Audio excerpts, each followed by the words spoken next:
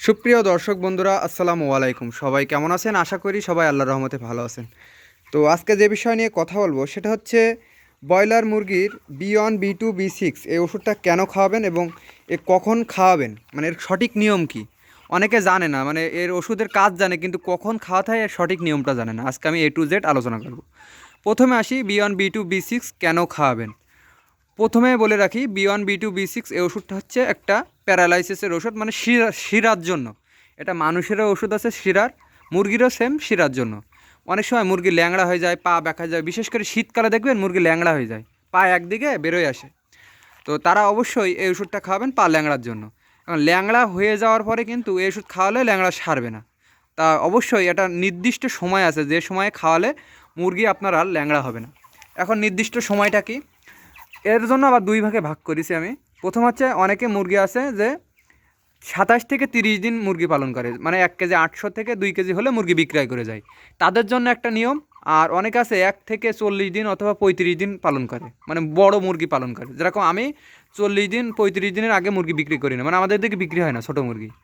তো যারা ছোট মুরগি পালন করেন 1 থেকে 27 দিন অথবা 30 দিন পালন করেন, তারা অবশ্যই 6 নম্বর দিন থেকে 9 নম্বর দিন পর্যন্ত যে রাতে অথবা দিনে যে কোনো এক বেলা B1 B2 B6 এই ওষুধটা 1 লিটার পানিতে 1 মিলি করে খেতে দিবেন। এবং যারা 1 থেকে 35 দিন পর্যন্ত মুরগি পালন করেন তাদের জন্য বলি, মুরগি কিন্তু ল্যাংড়া হয় এক হচ্ছে বাচ্চা বেলায়, মানে 10 দিন পার হলে ল্যাংড়া হয়, এবং আরেকটা মুরগি ল্যাংড়া হয় হচ্ছে 30 দিন পার হলে মুরগি ওভার ওজন হয়ে যায়। বেশিরভাগ মোরগ, এই যে মোরগগুলো আছে, মানে রাতা যেটা বলা হয়, এই যে মোরগ, এইগুলো কিন্তু ল্যাংড়া হয়, এরকম পা বেরোয় যায়। এটা সুস্থ, মানে পা বেরোয় যায় এবং পা পিছলে পিছলে ল্যাংড়া হয়ে যায় ওজন ভারী হওয়ার কারণে। এজন্য 20 দিনের পরে 20 থেকে 24 দিন পর্যন্ত আবার টানা এই যে ওষুধটা খাবেন B1 B2 B6, তখনও 1 লিটার পানিতে 1 মিলি অথবা 1 কেজি খাবারে 1 গ্রাম করে পাউডার মিশাই দেবেন। একটানা 4 দিন খাওয়াবেন, এক বেলা করে, হয় সকালে খাওয়াবেন অথবা রাতে। রাতে খাওয়ানোটা বেস্ট হবে। আর সবথেকে বড় কথা হচ্ছে, পা ল্যাংড়া হওয়ার আরেকটা কারণ আছে। আমরা অনেক সময় ক্যালসিয়াম কম খাওয়াই মুরগিকে, তো অবশ্যই 6 থেকে 9 দিন বয়স পর্যন্ত ক্যালসিয়ামটা খাওয়াবো, কিন্তু বেশি খাওয়ালে কিন্তু আবার গাউট রোগ হবে। এই বিষয়টা মাথায় রাখতে হবে। মানে ক্যালসিয়াম না বেশি খাওয়ানো যাবে না কম খাওয়ানো যাবে, মাঝামাঝি আকারে রাখতে হবে।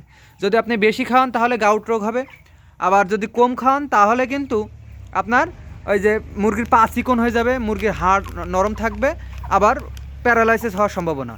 আবার যদি এই ওষুধটা না খান, মুরগির পা মানে শিরার সমস্যা হবে, প্যারালাইসিস হয়ে যাবে। তো অবশ্যই এই নিয়ম করে যাতে আপনি ওষুধটা খাওয়ান, তাহলে মুরগি আপনার সুস্থ থাকবে। আর আমার মুরগির বয়স আজকে হচ্ছে 36 দিন শেষ হয়ে 37 দিন পড়েছে। মাশাআল্লাহ, দেখতে খুবই সুন্দর। আজকে গড় ওজন আছে 2 কেজি 700 গ্রাম। তা অবশ্যই কমেন্টে জানাবেন যে আমার দিন হিসেবে মুরগির গড় ওজন ঠিক আছে কিনা। দেখুন মুরগিগুলো দেখতে মাশাআল্লাহ খুবই সুন্দর।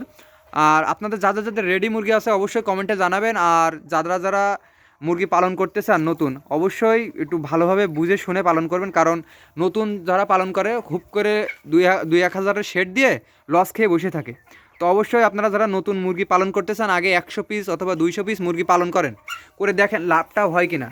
লাভ যদি হয় বা বোঝেন তারপরে মুরগি পালন করেন।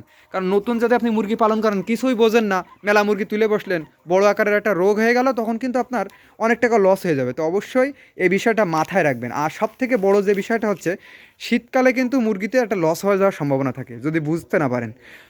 আমার খামারে দেখুন কত আলো রয়েছে। আমি প্রতি ভিডিওই বলি যে বিদ্যুৎ বিল নিয়ে চিন্তা করবেন না, মুরগি সুস্থ রাখবে, এটা হচ্ছে মূল মূল আপনাদের ফোকাস থাকবে, মুরগিকে সুস্থ রাখতে হবে।